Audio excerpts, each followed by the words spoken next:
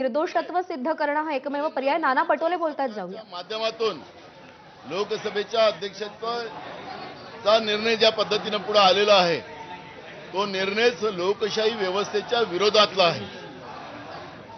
ज्याप्रमाणे गेल्या 9 वर्षामध्ये नरेंद्र मोदींचं सरकार आपल्या मित्रांसाठी जे राज्य करते आहे, ललित मोदी असेल, नीरव मोदी असेल, मेहुल चोक्सी असेल, विजय मल्ल्या असेल, अशा अनेक नावं आपल्याला त्याच्यामध्ये मोजता येईल. अशा लोकांनी लाखो हजारो कोटी रुपये या देशाच्या जनतेचे घेऊन पाहिलेत. त्यांना सपोर्ट करण्याचं काम नरेंद्र मोदीचं सरकार, भाजपचं सरकार देशामध्ये करते आहे आणि त्यांच्या विरोधात राहुल गांधी आवाज उचलतात आहेत. लोकसभेतही त्यांना बोलू दिलं जात नाही.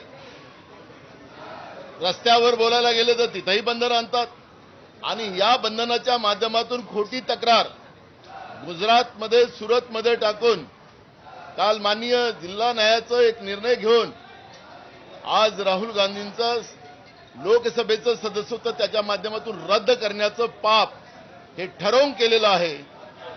लोकशाही विरोधी व्यवस्था निर्माण करण्याचं काम भारतीय जनता पार्टी हे ठरवून करताय.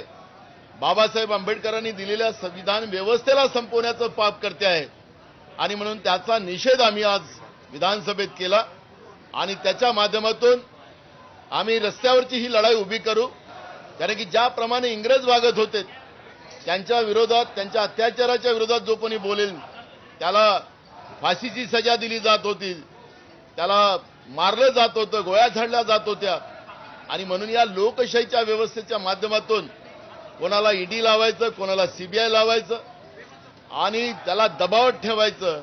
पण राहुल गांधींनी सांगितलं तुम्ही कुठेही टाका, मी तुमच्या विरोधात जे काही पाप देशातलं, रिझर्व्ह बँक लुटून टाकली तुम्ही लोकांनी, देशाची तिजोरी लुटली आणि म्हणून मी तुमच्या विरोधात बोलेल, अशी भूमिका सातत्यानं मांडणारे राहुल गांधींना आज त्यांचं लोकसभेचं सदस्यत्व रद्द केलं.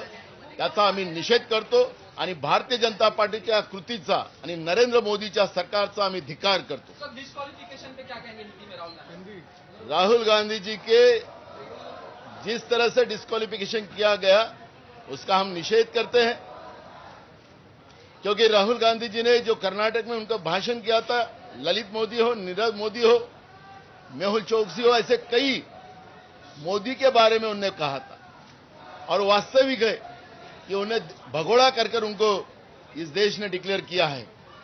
और ऐसी व्यवस्था के विरोध में बोलने का, पाबंद लगाने का काम सूरत के कोर्ट में एक वहां के बीजेपी के मोदी नाम के व्यक्ति ने कोर्ट में एक केस दायर की और जिला सत्र न्यायालय ने इस तरह का निर्णय दिया.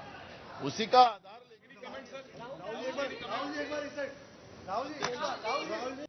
राहुल गांधी जी की लोकसभा का सदस्यता रद्द की, उसका हम निषेध करते हैं. ये लोकतंत्र का की व्यवस्था का विरोध करने का काम जिस तरह से मोदी सरकार कर रही है, बाबा साहब अम्बेडकर के संविधान की व्यवस्था को खत्म करना चाहती है, उसका हम निषेध करते हैं. और जो चोर है उसको चोर बोलने से कार्रवाई होती तो अब कल से हम डाकू बोलेंगे इन लोगों को. नीरव मोदी है, ललित मोदी है, मेहुल चोक्सी है, विजय मल्ल्या हो, अडानी हो, ये जैसे व्यवस्था जिस तरह से देश की तबाही कर रहे, देश को लूट के लेके जा रहे हैं और ऐसे व्यवस्था को हम विरोध करेंगे क्योंकि हमारे देश की व्यवस्था को लूटने वाले लोग हैं, हमारे देश के गरीब लोगों को लूटने वाली व्यवस्था है, उसका विरोध हम करेंगे. ये लोकतंत्र में हमें अधिकार है. ये सदस्यत्व रद्द किया, उसकी अब लड़ाई हम रस्ते की लड़ेंगे और जनता से हम न्याय मांगेंगे कि इस हुकुमशाही व्यवस्था को अब सत्ता से उतारने के लिए जनता का साथ लेकर इनको सत्ता से उतारने का ही मानस लेकर हम लोगों में जाएंगे.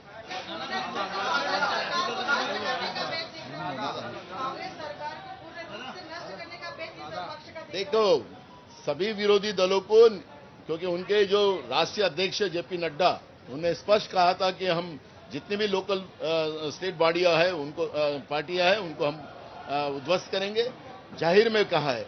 और इसलिए इनका मानसिक जो स्तर है डेमोक्रेसी को खत्म करने का, बीजेपी का, इस बहाने स्पष्ट होता है. राहुल गांधी जी की सदस्यता रद्द करना ये लोकतंत्र की व्यवस्था को खत्म करने की व्यवस्था बीजेपी बना रही है इसमें अब कोई दो मत नहीं है। ये जनता की लड़ाई है, लड़ेंगे हम और उसमें हमारी जीत होगी। पत्रकार मित्रांनो, आपल्याला